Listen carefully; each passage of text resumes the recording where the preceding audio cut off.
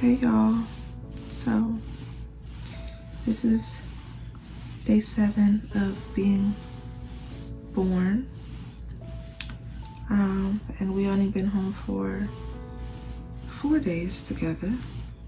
It's been absolutely interesting and surprisingly easy, like a lot easier than I thought.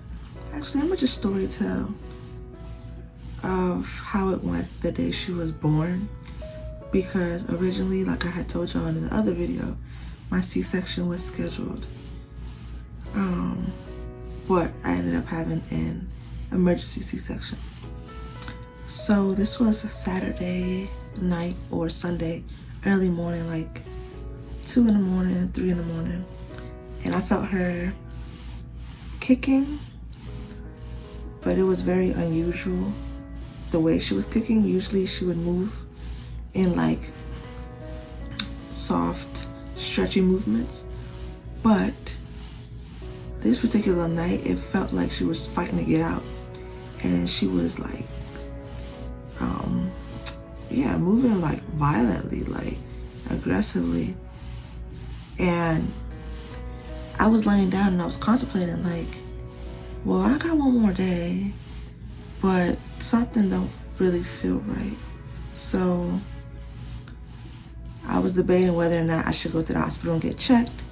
And I kept talking myself out of it because I was like, they're gonna ask me all these questions. I gotta give them the whole rundown. I gotta go all the way to the hospital, and it was just too much. In my mind, I thought it was too much. So I just kept putting it off. But then 4 o'clock came around and I was like, something just told me to get up.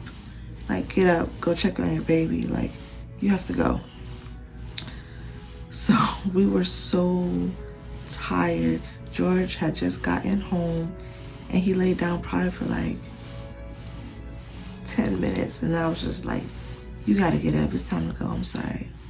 Thankfully everything was already packed, so all we did was hop in the car and roll out. And when I got there, I already knew the doctor that I wanted to do my C-section wasn't gonna be there. I knew that because she was there the following morning. But either way, I just wanted to get her checked. When I got there, they said that her heart rate was good, but her tracing was not. So that just means like her movements and her activity, which I found odd because the reason why I went to the hospital was because she was moving like a lot.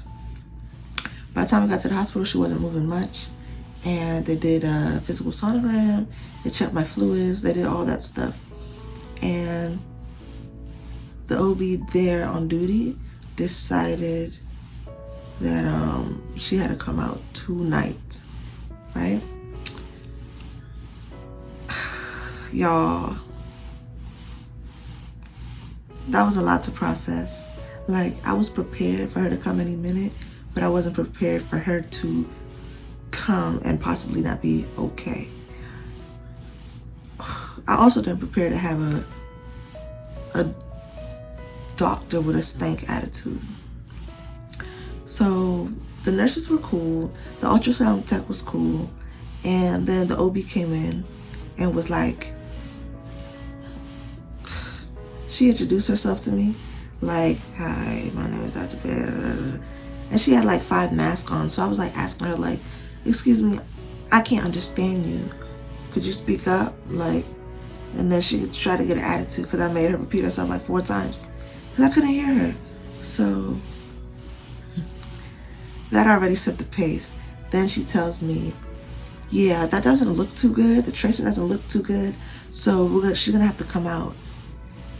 And I just felt like that was very alarming, and I mean, that was a nice bedside manner to tell a first-time mom things aren't looking too good. Like, you know what I'm saying? She made me very uncomfortable. Very uncomfortable. Anyways, fast forward, I was like, all right, I gotta do what I gotta do. And by this time, it was like 6 a.m. And, you know, I told George, go get the birth plan, go get all the stuff. Like, we're staying here. Sajia's coming tonight. by the time I was sent to the OR room, there was a shift change. So the doctor who had talked to me, the doctor who saw her positioning in the sonogram, she was not the one doing the cut, which was also an issue for me, because the one who was actually doing the cut was the one specifically that I said I didn't want doing the cut. So my nerves were everywhere. The anesthesiologist came in. He was really cool. He explained to me the whole process. I asked him were there any other drugs that he was going to give me besides the spinal tap and the antibiotics. Then he starts telling me a whole concoction of other medication he was going to give me. And then I had to get into it with him. Like, if I'm asking what you're giving me, why aren't you telling me this? Like, you know, be specific of what you're putting in my body. So then he was cool about it. He was just like, oh, people don't normally ask me this, but yeah, we're going to give you Pitocin, and if your blood pressure goes down, we're going to give you Zofran. So he was just keeping me into the loop, which I appreciated.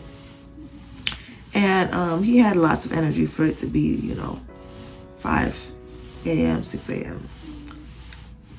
So, yeah, I'm like texting my mom, you know what I'm saying? Well, she's the only one I did text because everyone else was asleep, which I knew. But I told her what was going down. Come here, baby. And so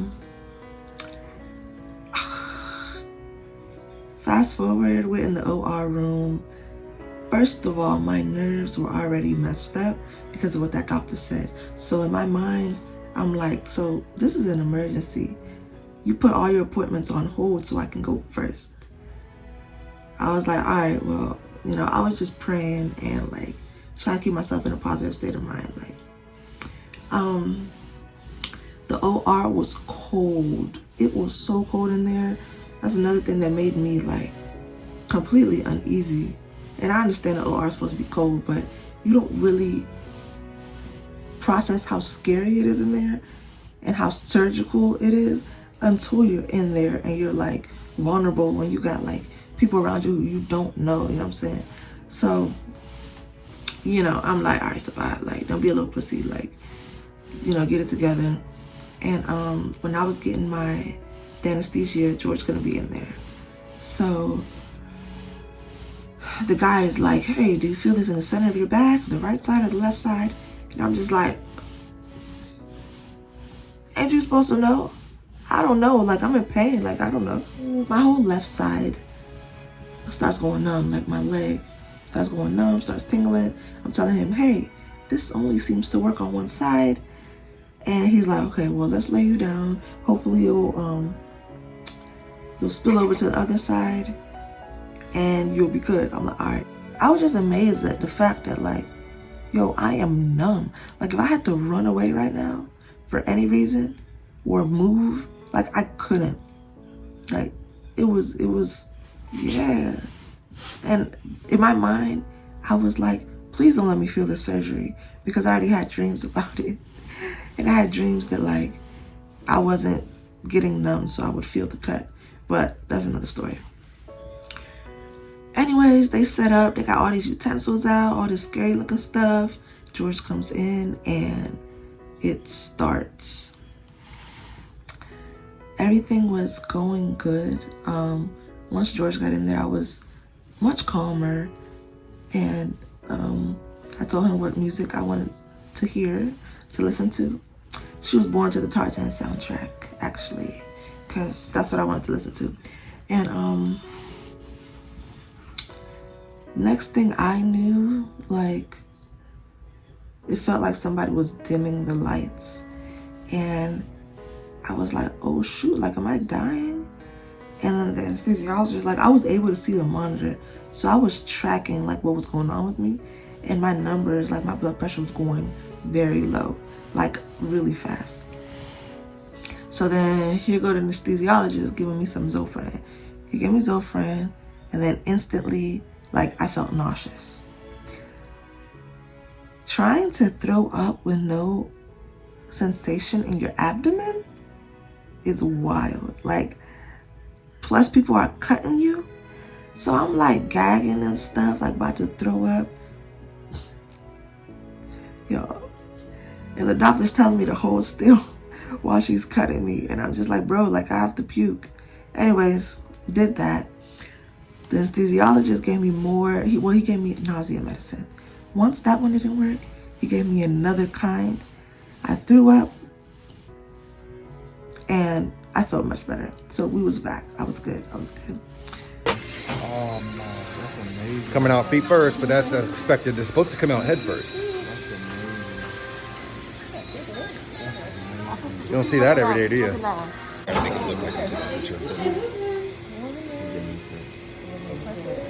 Okay.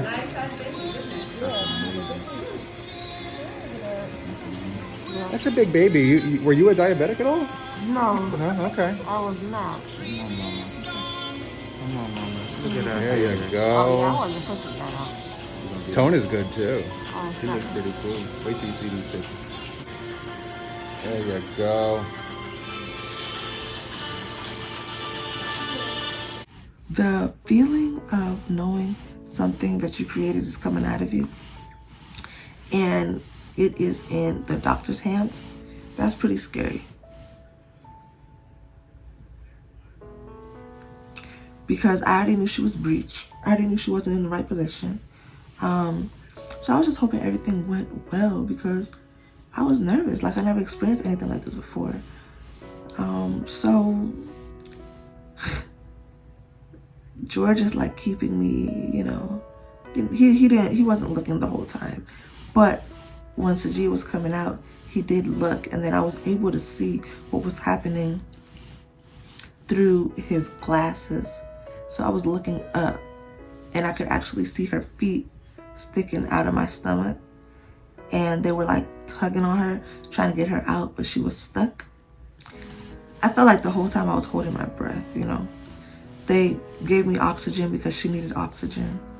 So I was just holding, you know, I had an oxygen mask on, and I was just hoping and praying that they will hurry the fuck up so my baby could be okay. They finally got her out. And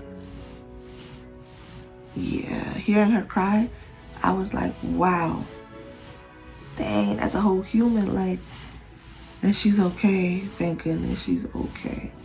And she was absolutely fine. They got her clean.